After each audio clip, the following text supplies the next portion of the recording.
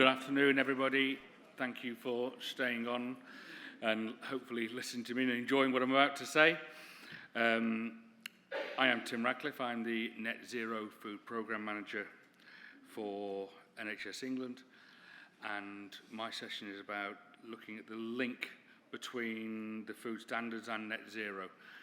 We've only got half an hour, won't be able to cover every food standards out there, so just to make sure that I temper your expectation before we start. I always put this up in a lot of my presentations, so you may have seen it, but I'm going to read it out anyway. Imagine a restaurant where, and I've realised I can't see the slide without my glasses, so apologies. There we go.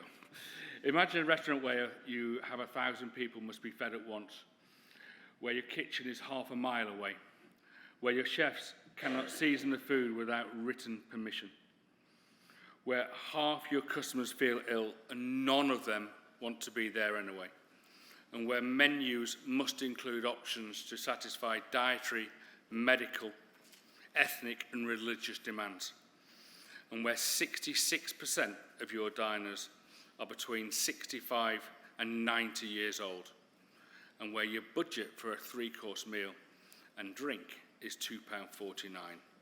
Welcome to the world of patient catering. I think that really, really highlights the challenge that you and all your catering teams have on a daily, if not hourly basis to ensure that you get the right nutrition into your patients. So, the standards. Standard 1 is about having a board director responsible. What does that actually mean? Board-level reporting provides each trust with the assurance that its organisation is complying or working towards complying with these food and drink standards, highlighting the associated risks and actions, and it establishes the engagement, knowledge and safety. You must have a food and drink strategy. Each trust must develop its own live strategy, not something that just sits on a shelf, but for improving nutrition and hydration for patients, staff and visitors. Organisations must have access to appropriate catering dietetic advice. Each trust must assess how many posts or hours that is spent on food and drink and beverage services and what is appropriate for your hospital. These posts should be responsible, again, for overseeing patient, staff, and visitor food and drink. You must have a nominated food safety specialist. Trust must recognise your legal obligation as a food business operator and ensure effective compliance with robust food safety procedures at all levels. You are responsible for ensuring yourselves that your supply chain is safe. You must invest in high calibre workforce. I know that is difficult. But what does that mean? Recognise the complexity of delivering healthcare, food and drink. Ensure you have the correct levels of staff, back of house and front of house, as well as paying them appropriately. This standard supports food safety, nutritional safety and overall patient safety, as well as a better working environment and contributing to staff health and well-being. Not only do we need to ensure that we have highly trained catering staff, we need to ensure that they're standard across the whole of our hospital, and anybody who is involved in food handling, such as nurses or porters, require food safety training, as well as everyone requiring a minimum level of allergen training. And you must monitor your food waste. Trusts must recognise that reduction in food waste will support funding for better food services for patients, staff and visitors, and they should ensure they understand where and why food waste is produced. You must have a suitable understanding of what is required for your staff 24 hours a day. You must have a suitable provision that for your demographics, this may include retail solutions, auto cafes, staff break areas, hydration stations, delivery solutions, or smart fridges.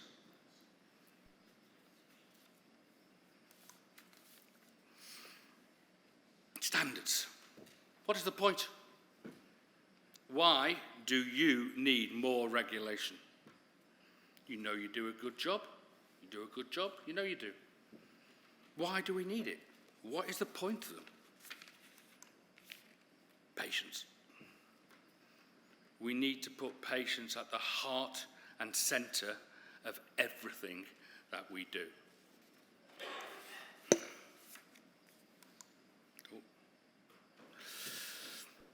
Safety. Patient safety. We need to remember the reasoning behind the new standards and the independent food review before that, led by Phil Shelley and Prue Leith. In 2019, 7 patients died in hospital from listeria. We need to ensure patient safety. Care, patient care. We need to look after their needs, understanding that the unfamiliar surroundings that they find themselves in can impact on their appetite. Ensure we care for their care. And nutrition. Patients require and deserve high-quality nutrition, a balanced, appetizing meal that they want to eat. Malnourished patients are almost 4 times more likely to be readmitted within 7 days of discharge.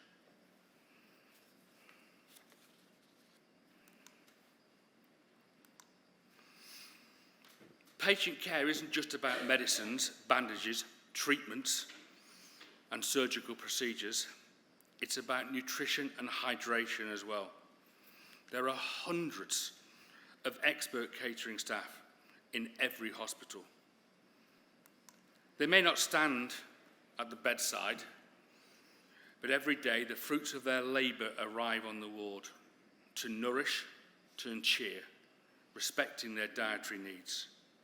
You need to actively promote food as medicine to foster improved experience and recovery for every single patient. You are all hidden health heroes who can help in making the difference that is required.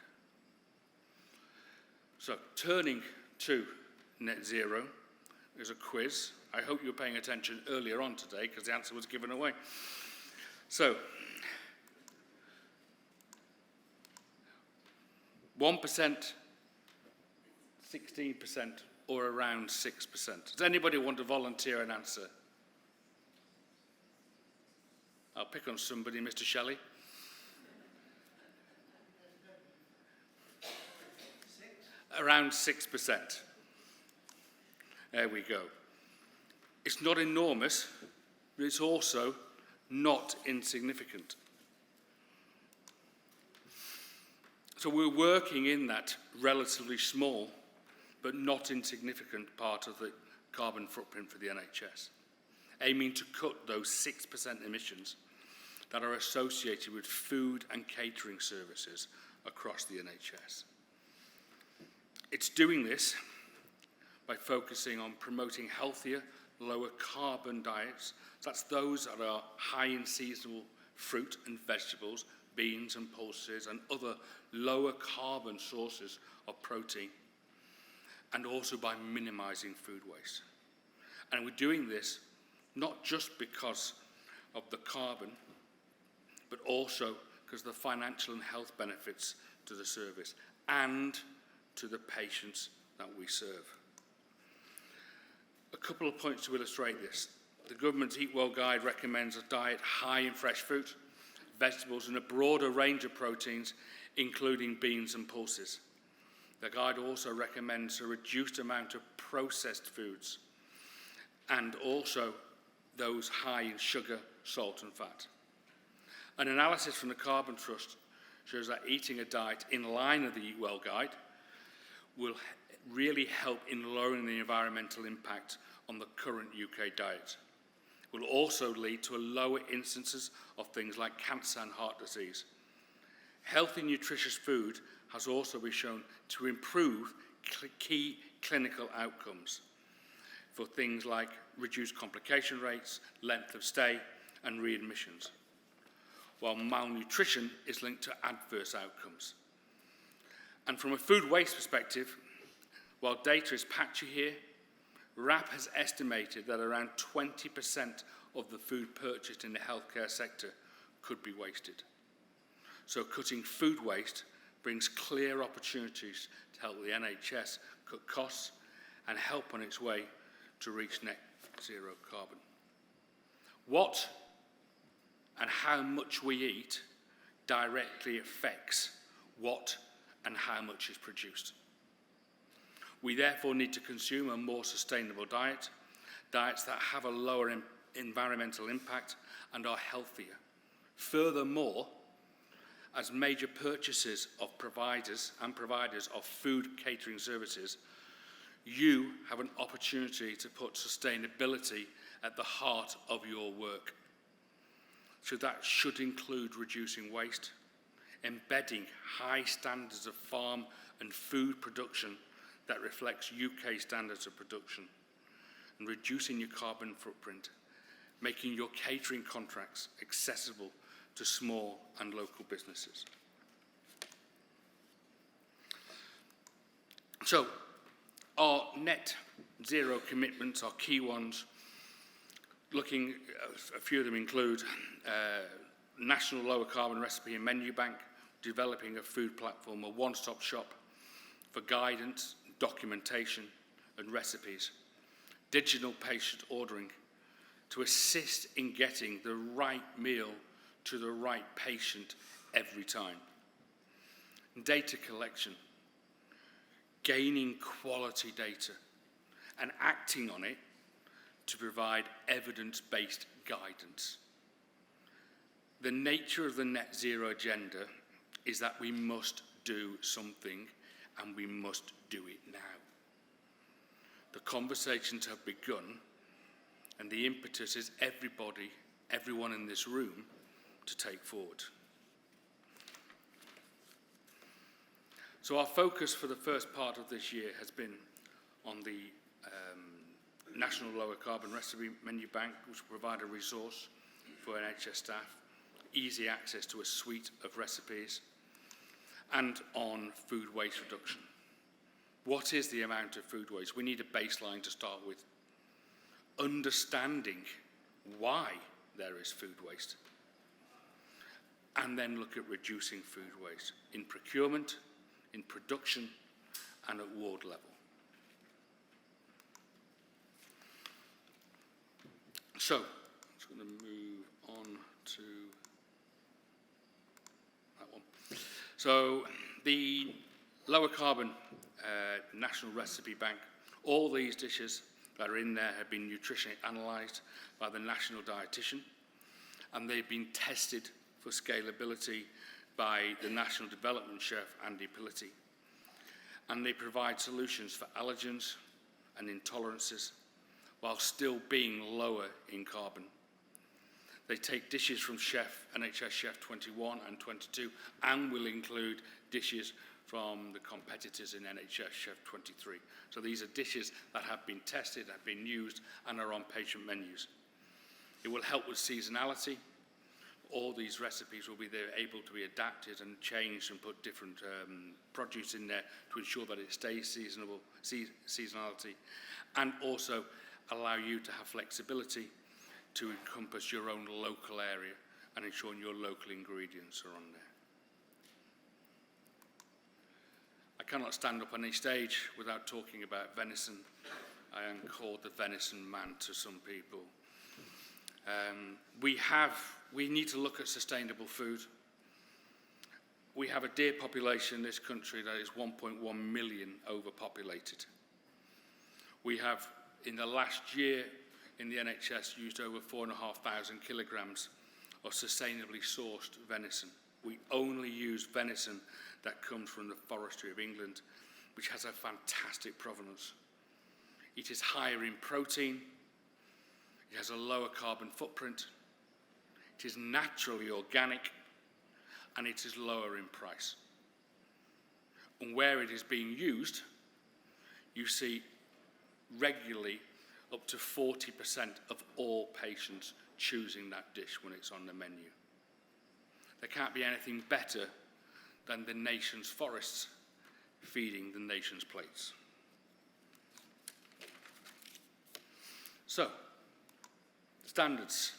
How do they fit with this, what we're doing? Food waste. We need to reduce food waste at all stages. We don't know what level of food waste actually is in the NHS. I mentioned earlier that it's possibly 20%. Let me put that in some perspective for you. We estimate that we produce 185 million meals in the NHS. It's including inpatient, retail, and A&E. So at 20%, that is equivalent to 37 meals a year. It's equivalent to 100,000 meals a day that we are just throwing away. We all need to play a part in reducing that. I think we could agree.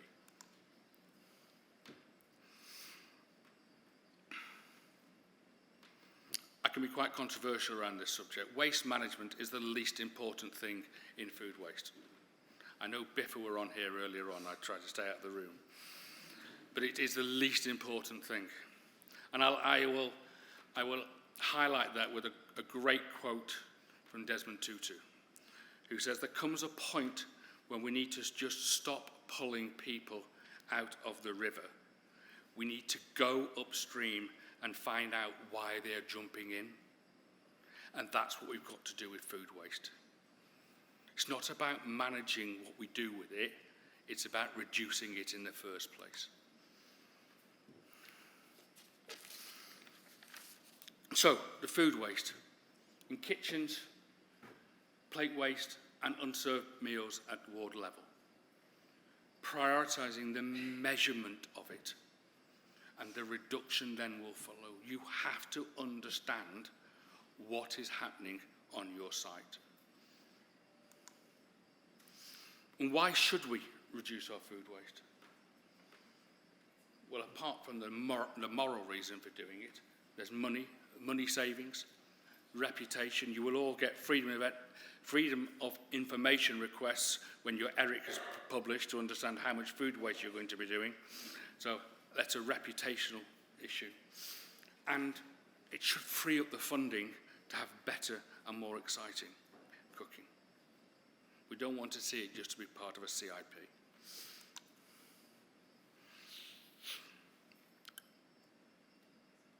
There is a lot of waste that cannot be held. By definition, we are dealing with very poorly patients whose appetite can change from hour to hour, never mind from the time that they chose their meal. That's the end of my notes. I'm going to put my glasses on now. I can see you all. But we still need to have that ambition. We still need to want to reduce and avoid food waste. Measuring food waste is without doubt the most powerful tool for informed change. There is no better way. Measuring it and understanding it. Even where nothing has been put in place, but just by measuring your food waste, we have seen reductions of 3%. Even if they didn't make any different changes, 3% reduction just because it was being measured. So we've been running a food waste pilot, and I know that there are some people in the room who may have been part of those food waste pilots. We ran those 14 different trusts. You can see there's over nearly 2,500 meal services across 43 different wards. 53,000 meals ordered. The food waste, 7.8k. Average food waste of 152 grams per meal ordered. But more importantly, is 85 grams of average of food waste, is plate waste. That's 85 grams that hasn't gone into a patient, that your team has spent cooking, that your dietitians and nutritionists have ensured that that patient is getting nutrition. So that's 85 grams of food waste that isn't getting into a patient. 30% of all people admitted to a hospital are malnourished on admission. 60% of that 30% become more malnourished while they're in hospital. We're actually making them sicker.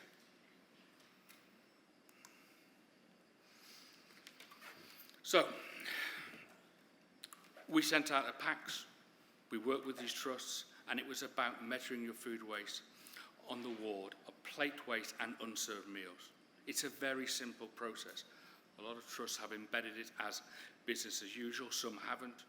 I'm aware of one trust that has taken it to every single ward within on their site. So every single ward measures food waste and every single meal service every single day. That's really important to remember. So the data that we've done shows that there are several factors. Appropriate portion sizes.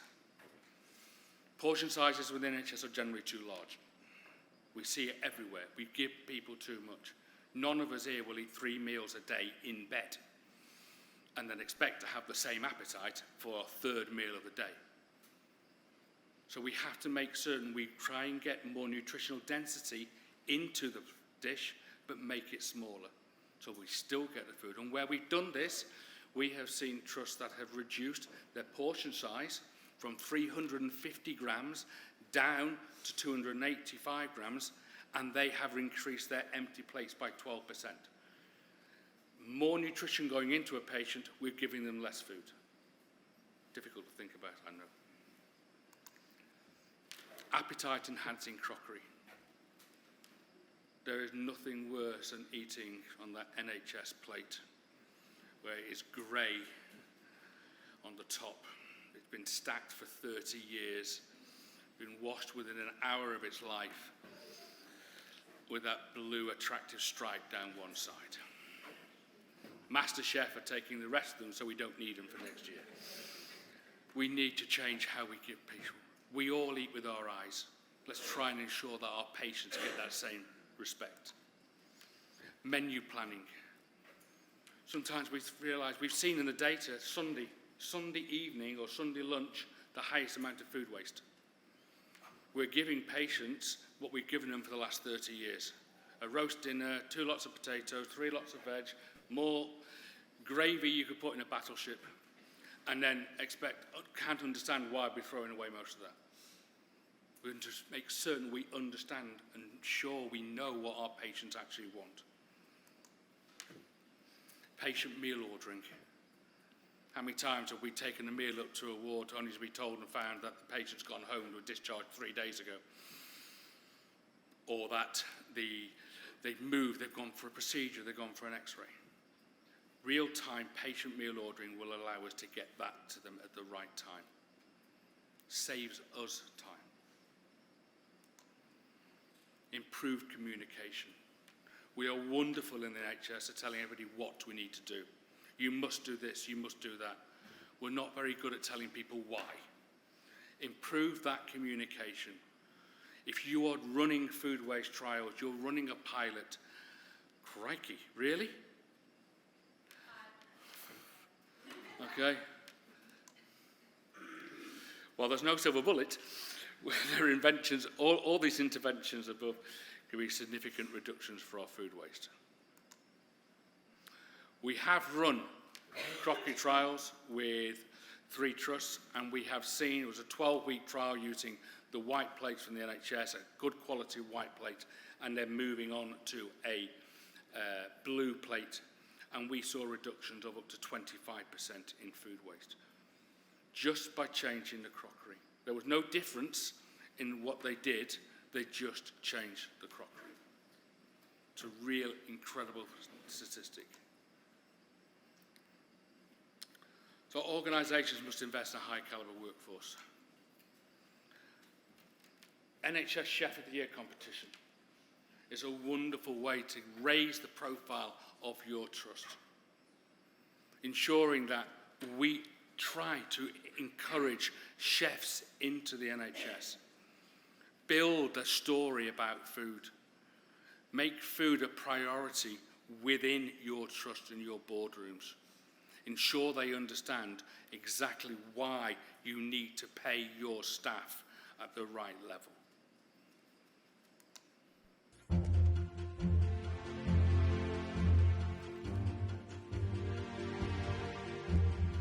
Welcome to NHS Chef 2022.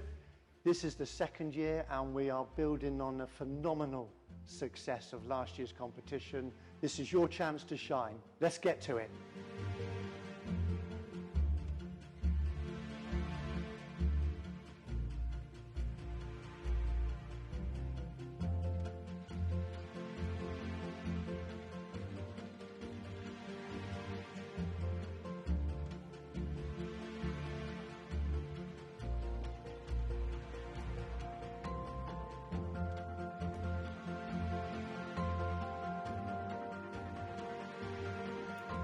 You have 1 hour to go.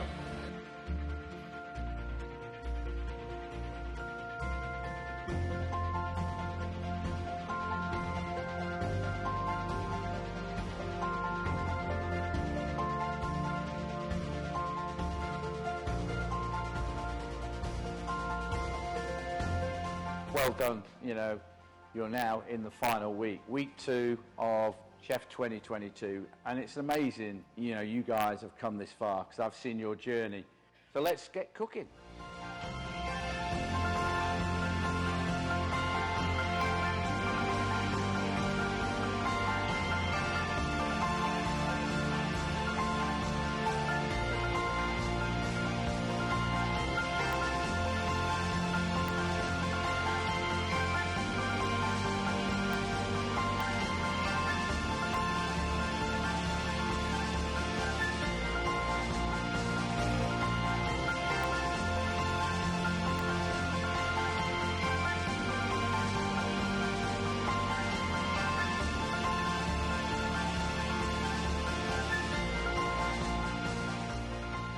What a ride. This has been emotional, inspirational, and dedication in abundance. This is your last 4 plates. Make it count, cook with love and passion. Good luck to you all.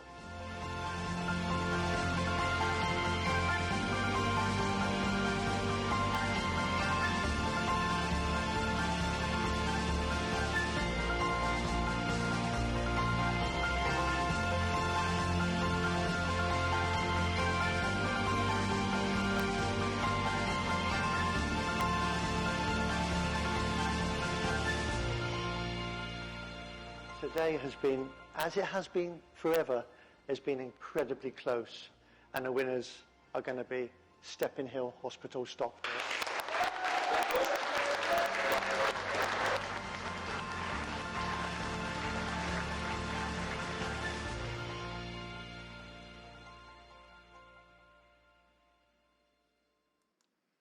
That shows what can be done. We have representation in the room, I know, who are already through to this year's final. It's been a pleasure speaking to you all. Thank you very much indeed.